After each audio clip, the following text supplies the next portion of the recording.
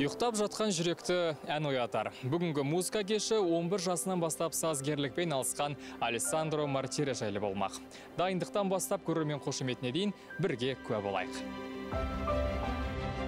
Жастайынан фортепианоға қызыққан Алессандро Италияның Комо көлі жағасында кішкентай қалашықта дүниеге келген. Табиғаттан шабыт алып, сұлулықты музас еткен музыкант Генуя мен Бостонда білімін жетілдіріп, 2015 жылы алғашқы альбомын шығарады. Тыңдарманның жүрегін баураған композициялар Мартирені әлем бойынша гастрольдерге жетелейді. Астанаға екінші рет келген жас маэстро бүгін 4-ші альбомының тұсауын кеспек. Осыған дейін шаттық алау атты альбомыңызды ересектікке қатая түскен болмысыңызға теңеп едіңіз. Бүгінгі Гия желі жинағы нені сипаттайды? Гия желі мен үшін айрықша жоба. Табиғаттан шабыттандырған сәттерде туған. Әлем елдерін аралап жүріп, әр өңірдің сұлулығынан нота болып қағазға түскен. Арасында шарын шатқалы үшін жазылған шығарма да бар.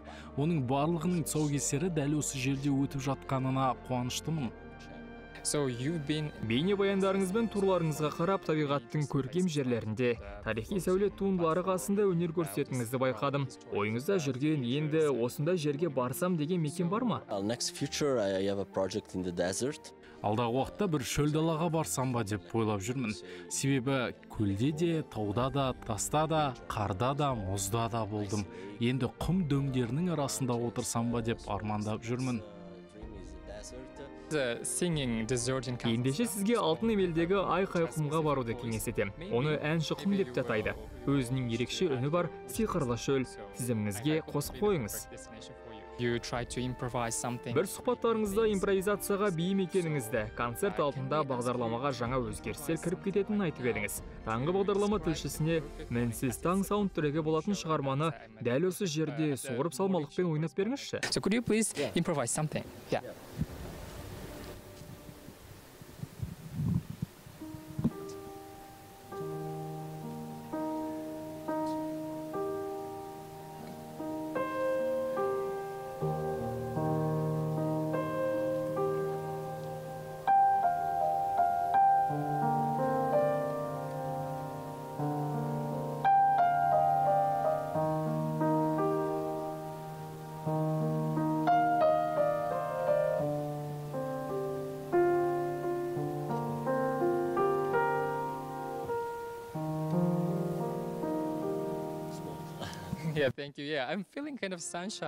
Көп рахмет. Шығарманың әуезінен күн нұрының жылуын сезгендей болдым. Ал уақытыңызды алмайын, концертте сәттілік. Раз, два, и...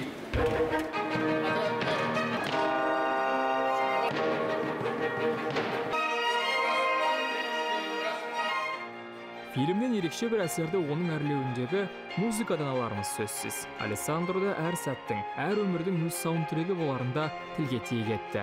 Осы концертке келген көрермендер өз әуендерін тауып бекен, кеш басылғанша сұрастырып көрді. Сіз жайлы фильм түсірілсе, қандай әнді саундтрек болар едіңіз? Қандай әнді? Саундтрек ретінде Димаш Құдайберген. Махаббат бер маған тағдыр деген ән. Иә.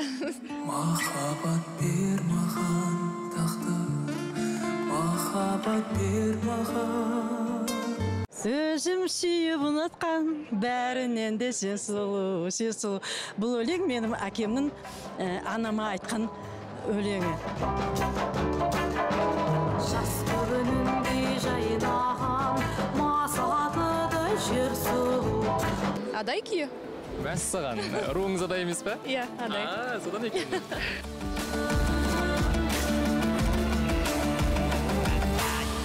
Puccini. Puccini. どんな音楽をピチニのどんが？何でも聴きますね。オペラも好きだし、何でも聴きます。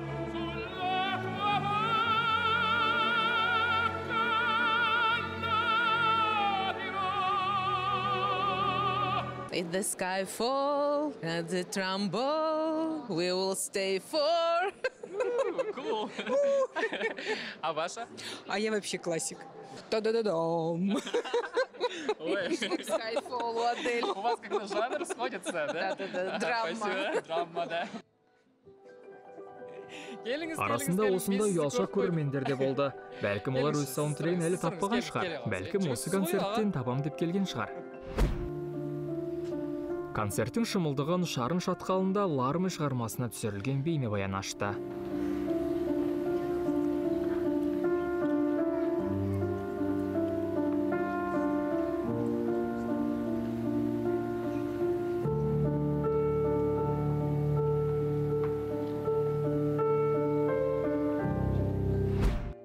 Одан соң Кия желі альбомы мен автордың таңдамалы шығармалары бірде соло, бірде Асқар Дүйсенбаев дирижерлік еткен оркестрмен ойналды. Неоклассика жанрының басқа өкілдерінің ерекшелігі Алессандроның шығармалары су сияқты. Тыңдап отырып жеңіл ғана тербетілген қайықта, мизам шуақ шақтың ләззатына бөленгендей әсер аласыз. Әрі рояльдің 88 пернесінен төгілген күй сахна маңын ғана емес, бүкіл ғимаратты, тіпті қаланы тербеп әкете дерсіз.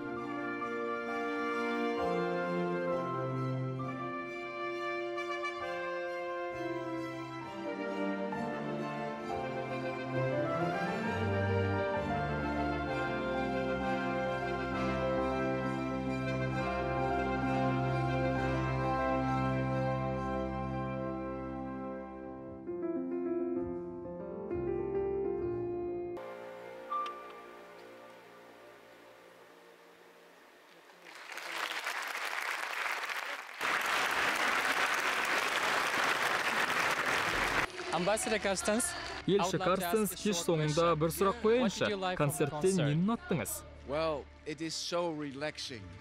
Жан тәнім балқып бір демалып қалдым. Оның Эннио Марикони секілді Италия музыкасының жауһар маржандарының ізін жалғайтын дарын иесі болатынына күмән қалмады.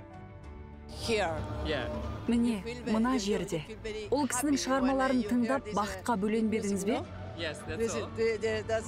Әсері сондай жағымды, арман сияқты еліртеді. Жұмсақ шоколад жегендегідей қуанышқа бөлейді. Балалық шағым және Италияда болған кезім. Өзімді клипқа түсіргенде болдым сол музыканың. Кішкентай кезден осы уақытқа дейін. Бір болады ғой, кішкентай кезде уютный жерде, отбасымен, күшті отсор. Мелодиясы прям жүрекке жақын болды да, жүрек тербеп жібердім. Атаммен бірге ойнаған кезімде есіме алдым. Алессандро да грим бөлмесіне кетіп қалмай халық арасына барып, естелікке суретке түсті. Осылайша әлем саз халықаралық фестивалінің Италия күні аяқталды.